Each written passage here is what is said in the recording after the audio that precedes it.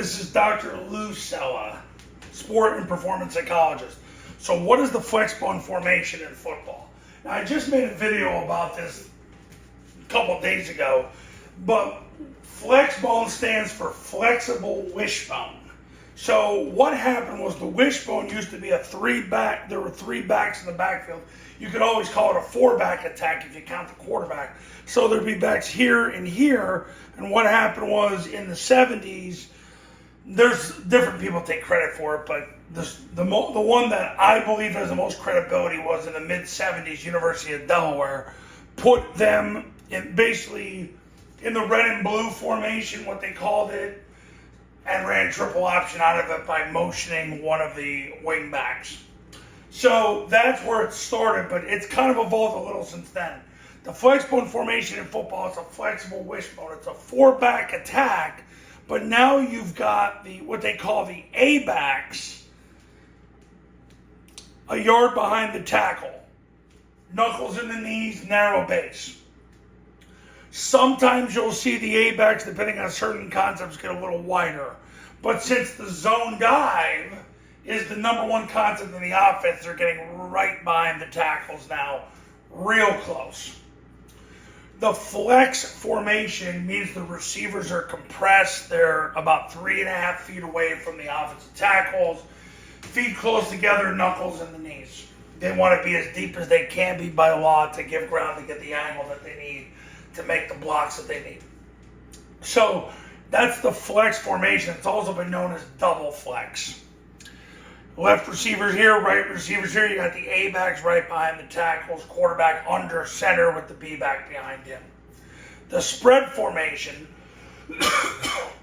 puts the receivers on the numbers. They put them on the numbers with their inside foot up, outside foot back. Depending on the concept, sometimes they'll bring the receivers in more. Could be toward the hashes. Could be kind of, about 10 yards from the tackle, sometimes even 5. Once you get closer to that, it becomes a compressed formation. But the origination of spread formation in the flexbone offense is they're put on the numbers. So the flexbone formation in football is not a one-size-fits-all answer. Really, it was about the A-backs, that they're now behind the tackle.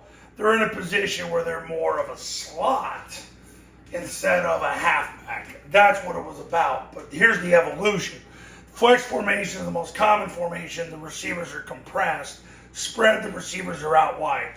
In the flex formation, this is generally where Air Force and when Army isn't rogue is running the zone dive, the toss so they can pin and pull it. They need on the zone dive to have a third guy in the surface to take care of the D-gap player. Also, they found more success throwing the ball out of it because they compress to get the ball up the sideline. And also to bind the single high safety on the vert concept. Spread, they use more for mid-triple so that they widen the deep defender, the trap to pull people out of the box, and also to run the switch concept, which is the skinny wheel concept that's been the most popular pass concept in the offense for the last 40 years. Now, the third formation that gets utilized is the heavy formation. This has gotten popularized. Really, it's been in the offense for 40 years. The thing about the heavy formation is it's because people don't adjust. What happens is you bring the left tackle over to the right, you go heavy right, you split the receiver out wide, put him on the numbers, you put the backside receiver in as the backside tackle. So when you do that, you bring a person over. The defense is supposed to bring a person over. Well, defense doesn't always do that. Matter of fact, most of the time they don't do that. So what happens is you gain a half man or even sometimes a man advantage. And you'll see Air Force and Army just run to that side because they've got an advantage.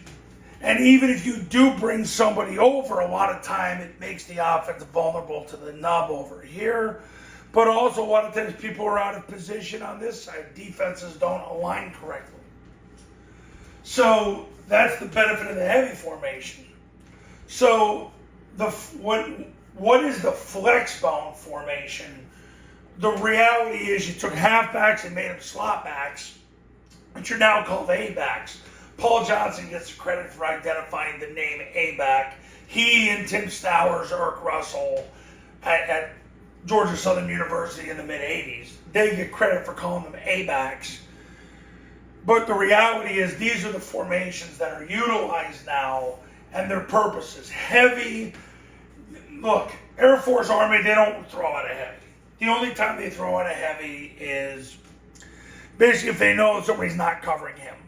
That's when they would throw out a heavy.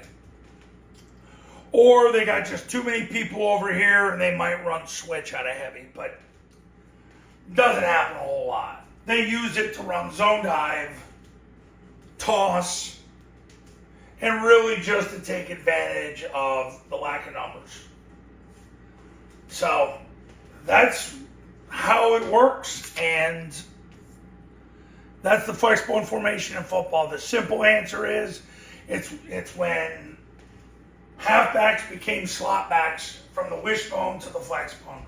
But these are the formations that are now utilized by Air Force right now and Army to basically run the offense.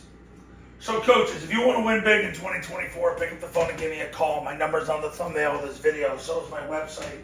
The Triple Option Football Academy and Triple Option Football Academy camps are going to show you how. Go to tripleoptionfootball.com/testimonial so you can see all the success stories that have come from the camps and the academy. I'll see you later.